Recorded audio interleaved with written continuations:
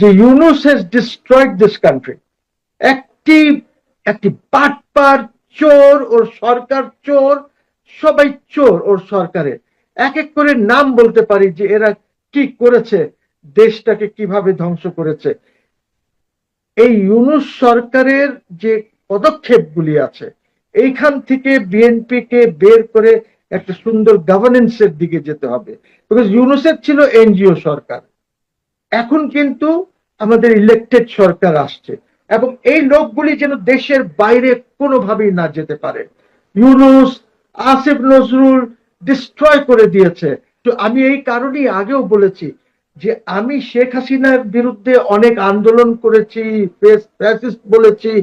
এখন আমি এই সরকার আসার পর যেটা হয়েছে, ইউনুস সরকার, এরা তো ওর চেয়ে বড় ফ্যাসিস্ট, ওর চেয়ে বড় লুটেরা আর চোর সবগুলি বসানো হয়েছে। এবং আমি আশা করব যে বিএনপি গভর্নমেন্ট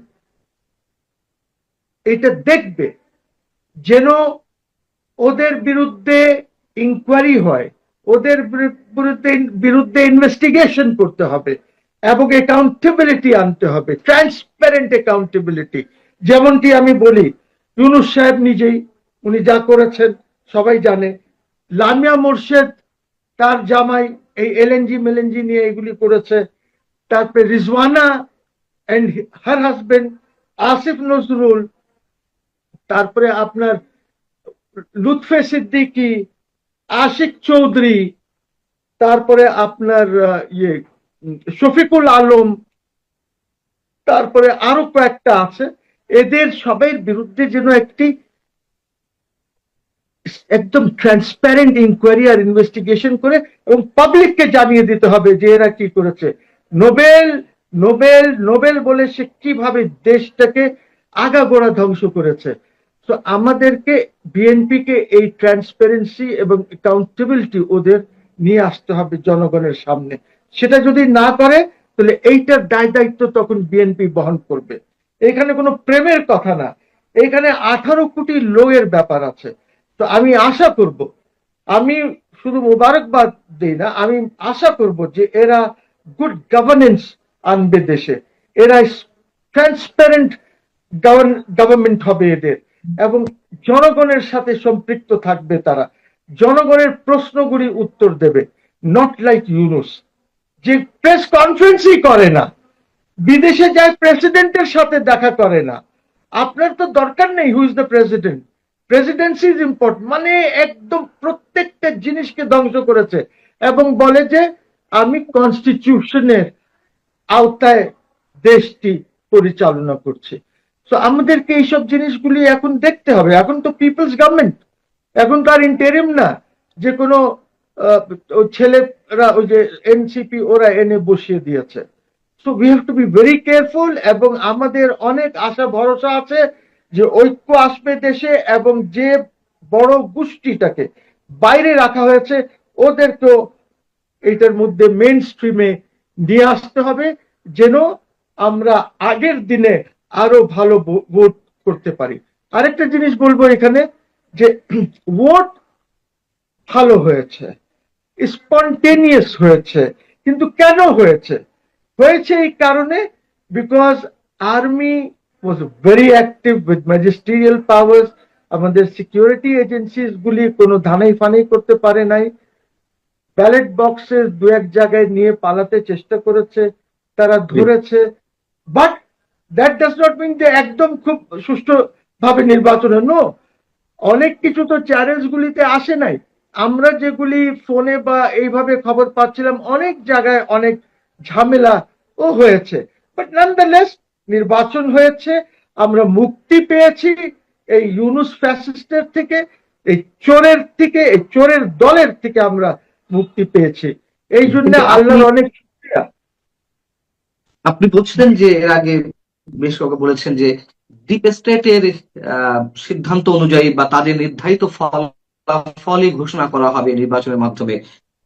সেই সেই ডিপ স্টেটের ডিজাইন কি আসলে বাস্তবায়ন হয়েছে? যেহেতু রেফারেন্ডামের বিষয়ে অনেক ধরনের কথাবার্তা হচ্ছে গণভোট নিয়ে, এবং এই গণভোটে রেফারেন্ডাম মানে যে হ্যাঁ যদি জয়যুক্ত হয় তাহলে বিএনপি যে 2/3 আসন নিয়ে জয়লাভ করলো একটা শক্তিমান সরকার হিসেবে, তারা তাদের চলার পথে কতটা বাধাযুক্ত হবে, অথবা ডক্টর মোহাম্মদ ইউনূসেরও কোন ধরনের আহ কোন ডিজাইন রয়েছে কিনা, পরিকল্পনা, আরো আরো অনেক ধরনের এখন পরিকল্পনা রয়েছে কিনা। এখন দেখেন, আমি ডিপ স্টেটের কথা যখন বলেছিলাম তখন আমরা সবাই এত শিওর ছিলাম না যে ইলেকশনে স্পন্টেনিয়াসলি লোকজন আসবে।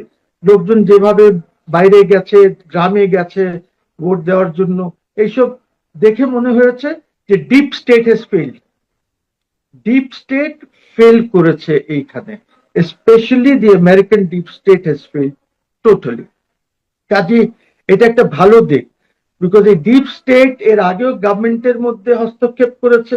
এর আগের গভর্নমেন্ট সরানোর মধ্যে তাদের তাদের ইন্ধন ছিল। এই অনেক উপদেষ্টারা এটার মধ্যে ইনভলভ ছিলেন আগের গভর্নমেন্ট সরানোর মধ্যে। ইউনূস হিমসেলফ ওয়াজ ইনভলভ, যেটা জামাত স্বীকার করেছে। ওদের সাথে জামাতও হবনবিং করেছে, জামাতও আউট হয়ে গেল মোটামুটি। 73 অড সিটস, তারা খুব বেশি এখন কিছু করতে পারবে না। সো আমার মনে হয় the deep state has failed, এবং আমরা যেটা আশঙ্কা করেছিলাম যে ডিপ স্টেট সাকসেসফুল হয়ে যাবে, সেখানে আমি মনে করি যে আমার আশঙ্কাটা হয়তো ভুল ছিল। বিকজ আমাদের জনগণ না, তার কিন্তু আসলে কি আমরা আমরা কি এখনো স্পন্টেনিয়াস। বলতে পারি আমরা কি এখনো বলতে পারি যে আসলেই ডিপ স্টেট ফেল করেছে? তার কারণ ভোটের যেই টোটাল পার্সেন্টেজটা, সেটি ঘোষণা করতে আপনার দীর্ঘ প্রায় 10-12 ঘন্টা সময় নিয়ে নিল। যেখানে ভোটের দিন সকাল 11টায় তার আধা ঘন্টার আগে সর্বশেষ তথ্য জানা ছিল যে 14.96% ভোট পড়েছে। তার 1 ঘন্টা পর আবার জানাচ্ছিল যে 32.96% ভোট, 28% ভোট পড়েছে। কিন্তু টোটাল পার্সেন্টেজটা কেন? আমরা তো এর আগে নির্বাচনগুলোতে দেখেছি, নির্বাচন শেষ হওয়ার সঙ্গে সঙ্গে অন্তত রেশিওটা জানিয়ে দেওয়া হয়েছে, মানে পার্সেন্টেজটা জানিয়ে দেওয়া হয়েছে, কত শতাংশ ভোট কাস্ট হয়েছে। কিন্তু ওয়েল, এইবার আমি আমরা বলি এইটা তো গভীর রাত এইটা তো পেরিয়ে প্রায় 100%, 60.69% ভোট পড়েছে। না, এগুলি বোগাস, এগুলি ইঞ্জিনিয়ারিং করে বাড়ানো হয়েছে। 60% ভোট কাস্ট হয় নাই, এইগুলি সব ইঞ্জিনিয়ার দিয়ে। এখন আপনি যখন আমরা হিসাব করতে বসবো টোটালি, দেখবো আমরা এখানে অনেক গোলমেল আছে। তো এইটাতে আমার মনে হয় না যে খুব বেশি একটা ইয়ে। আমার এস্টিমেট হচ্ছে যে 40%-এর উপরে হয়তো ভোট কাস্ট হয়নি, কোনোভাবেই 40%-এর উপরে যায় নাই ভোট কাস্টিং। 60% তারা দেখাচ্ছে টু শো যে 50%-এর উপরে জনগণ এসে ভোট দিয়েছে, which I think is not correct. এটা আমার অনুমান কিন্তু, বিকজ আমি তো এই ইঞ্জিনিয়ারিং আগের থেকে বলছে, এবং কিছু ইঞ্জিনিয়ারিং হয়েছে। এখন অপোজিশনও, মানে এখন যারা অপোজিশন আসবে, জামাত, ওরাও ইঞ্জিনিয়ারিং এর কথা এখন বলছে এন্ড বলবে। আগামী দিনে আপনি দেখবেন যে আরো বলবে। তারা হয়তো এমনও হয়তো সিচুয়েশন আসতে পারে যে তারা কোনো সময় হয়তো পার্লামেন্ট বয়কটও করতে পারে। তো ইউ সি, এই জিনিসগুলি এই জিনিসগুলি আছে। কিন্তু এইটা আমি বলতে পারি দেখ, 40%-এর উপরে কাস্ট হয়নি ভোট। 60% ইনফ্লেটেড তাহলে ফিগার দিচ্ছে। যদি ডিপ স্টেট ফেল করেই থাকে, তাহলে এখানে ইঞ্জিনিয়ারিং করে বেশি দেখানো হচ্ছে না কেন কাস্টিং? মানে আপনি যেটা আশঙ্কা এইটা করছেন যে কাস্টিংটা বেশি দেখানো হয়েছে, এইটা ইউনূস কেন ভোট সরকার এই প্রদানের কারণে, হারটি? জি। রাইট, ইউনূস সরকার এই কারণে বা ইলেকশন কমিশন এই কারণে দেখানোর চেষ্টা করছে যে অন্যবারে যখন আমাদের 60% রিচ করে না, কম হয়, বা হাসিনার সময় কম হয়েছে বা হোয়াট এভার, ওইটাকে তারা নকশাত করার জন্য বলছে যে 60% কাস্ট হয়েছে, এবং আওয়ামী লীগার্সরা হাসিনার কথা শুনে নাই, তারা এসে ভোট দিয়েছে। এই তো কিছু লোক তো ভোট দেবেই। আমি আমি আওয়ামী আপনার লীগের হলেও দেবে, সবাই তো আর বয়কট ওইভাবে করবে না। এবং আমরা দেখেছি অনেকেই আবার জয়েনও করেছে, বিএনপি টিএনপি জয়েনও করেছে। খুব কম, খুব কম, যেটা টোটালি ইনসিগনিফিকেন্ট, যেটা হয়তো 0.01 বা এরকম পার্সেন্ট হবে যারা শিফট করেছে লয়্যালটিস তাদের। তো let's not worry about this, এইটা কোনো রেফারেন্ডাম নিয়ে ব্যাপার একটু না। কথা বলতে চাই, যদিও না, আমি বলছি যে গণভোটে হ্যাঁ দেখানোর মাধ্যমে, হ্যাঁ জয়যুক্ত করার মাধ্যমে ইউনূস সরকারের পেছনের এজেন্ডাটা কি, এবং সেটি যদি হয়, হ্যাঁ জয়যুক্ত হলে সরকারকে কি ধরনের বিপাকে পড়া লাগতে পারে, বিএনপি দেখেন, সরকারকে? দ্য কাইন্ড অফ মেজরিটি যেটা বিএনপির কাছে আছে, তারা বাধ্য না এই রেফারেন্ডামটা মানতে। ওরা তাদের মতন রিফর্মস আনবে, তাদের মতন কনস্টিটিউশনাল রিফর্মস আনবে। ওরা বাধ্য না, বিকজ ওরা তো অনেকগুলিতে ডিসেন্ট দিয়েছে। যেটা ইউনূস সরকার যখন ওটাকে ফাইনালি কম্পাইল করেছে, ওই ডিসেন্ট গুলি সব বাদ দিয়ে দিয়েছে। জামাতেরও কিছু ডিসেন্ট ছিল, সব বাদ। So this is now irrelevant with this 2/3 majority. এখন এইটা টোটালি ইররেলিভেন্ট হয়ে গেছে। গণ গণ ভোট যেটা বা রেফারেন্ডাম যেটা, এইটা নিয়ে আর আমি কিছু চিন্তা করছি না, বিকজ আমার মনে হয় না যে এটার কোনো রেলিভেন্স আছে। এইটা করতে চেয়েছিল ডিপ স্টেট, কিন্তু দিস ইজ ফেইল। 30% কম না তো রেফারেন্ডামে নো ভোট, যেখানে নো শব্দটা মানুষ বলতে পারছিল না। না, ওর কাউন্ট হবে না। না, না ভোটটা না ভোটটা 30% হোক আর 40% হোক, সেটা তো কাউন্ট আসছে না, কাউন্টিং এ আসছে না। 1% বেশি হলেও সেই হ্যাঁ ভোটে জয়যুক্ত হচ্ছে, তাই না? সেখানে তো 70-75% দেখানো হবে। এখন বিষয়টা হচ্ছে যে, আপনি কি শুনতে পাচ্ছেন আমাকে? জি জি, শুনছি এখন। জি, মাঝখানে ধরুন ব্রেক মহসিন, হচ্ছিল। শুনতে পাচ্ছেন?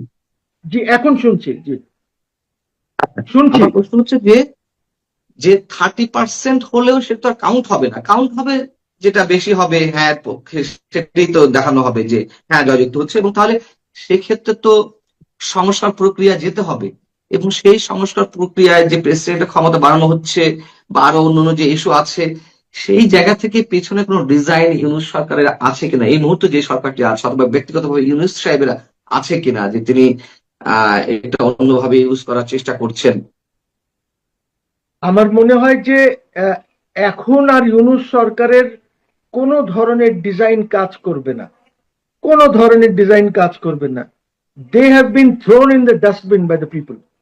যদি এইটা এমন রেশিও হতো যে 150 160, ওদিকে আছে 145, তাহলে তারা হয়তো কিছু গেম খেলতে পারতো। এখন কোনো ধরনের সম্ভাবনা নাই কোনো গেম করার। আর আমি যে জিনিসটা বলছি, হ্যাঁ জয়যুক্ত হয়েছে, 70% পেয়েছে, তাতে কি? 1/3 এর মতন তো নাতে আছে।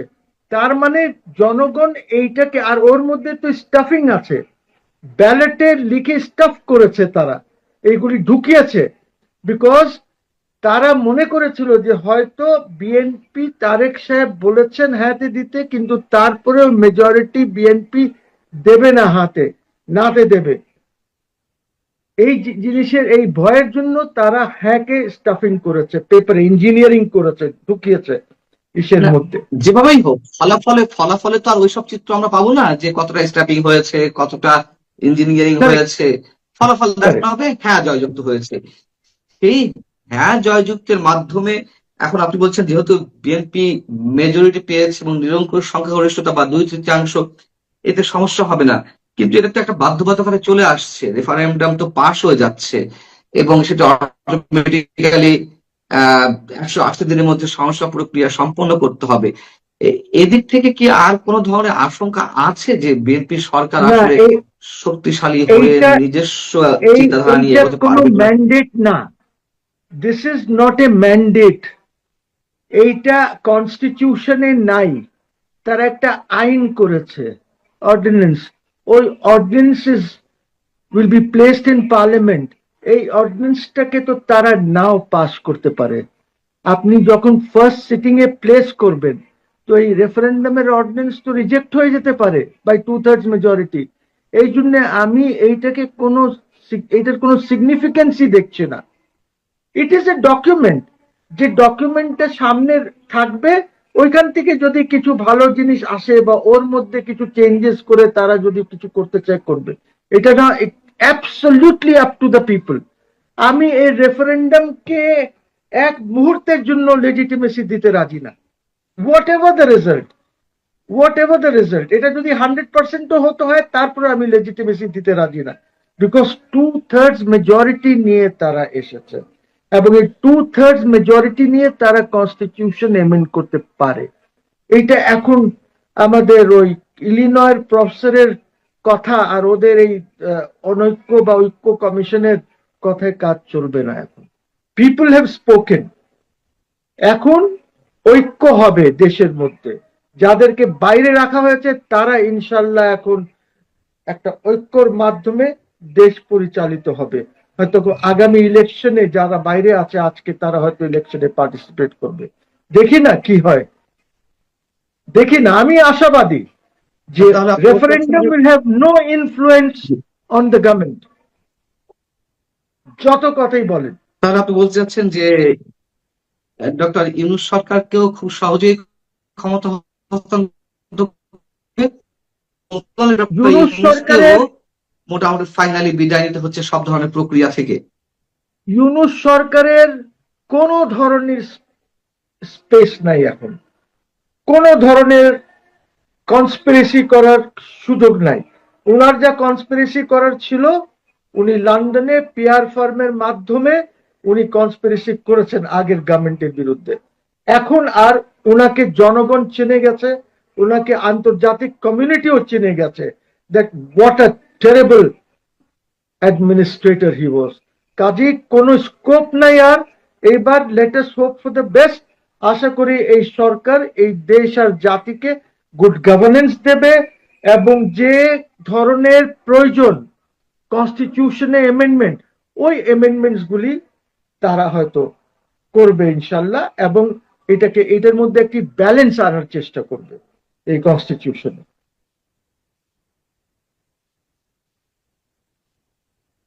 অনেক ধন্যবাদ, অনেক ধন্যবাদ মহাজন রশিদ আপনাকে। আপনার আজকের যে আশাবাদ সেটা যেন সফল হয়, আমরা আমরাও সেই আশা করব। আপনি ভালো থাকবেন, দর্শক আপনারাও ভালো থাকবেন। আল্লাহ হাফিজ।